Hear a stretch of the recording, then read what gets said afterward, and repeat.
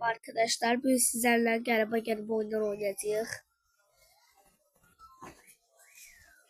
Kanala abone olmayı, like atmayı, takip etmeyi unutmayın. Böyle bir tane şey olsaydı pes olardı. Gelirik. Ya beğenseniz 100 milyar gelse 100 milyar gelse Qəribə oyunlar oynayacağıq. Burada ölsəm, burada çok pis olacaq. En yukarı çıkacağım, en başa. Oradan atlayacağım arkadaşlar. Gidelim de buraya gidelim de. Ayarlarla düşürdüm.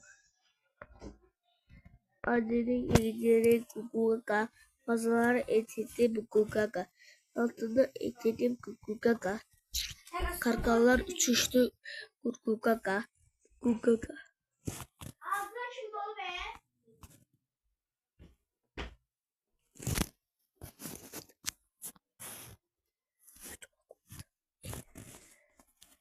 Arkadaşlar girelim.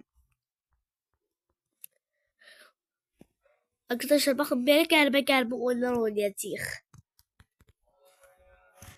Hələ çox qəribə oyunlar var. Orada daha yok hayır git buradan. Arkadaşlar ne bileyim. Gel gidelim oraya. Oradan böyle hoppalak. Uy.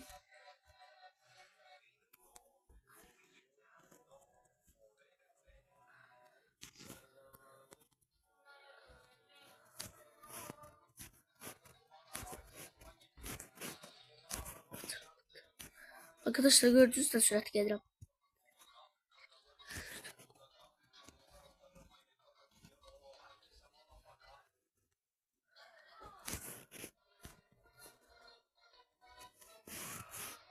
Onları arkadaşlar bakın. Hop.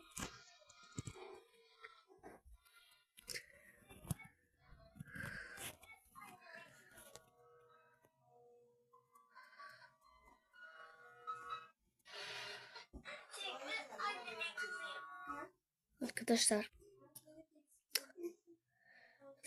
videom az kaldı kurtarmaya. Arkadaşlar çok teşekkür ederek baktığınız için. Bu ne oluyor? Herkese arkadaşlar ben videoya bakıyorum. Kanala abone olmayı ve like atmayı unutmayın. Takip etmeyi unutmayın. Hadi bay bay.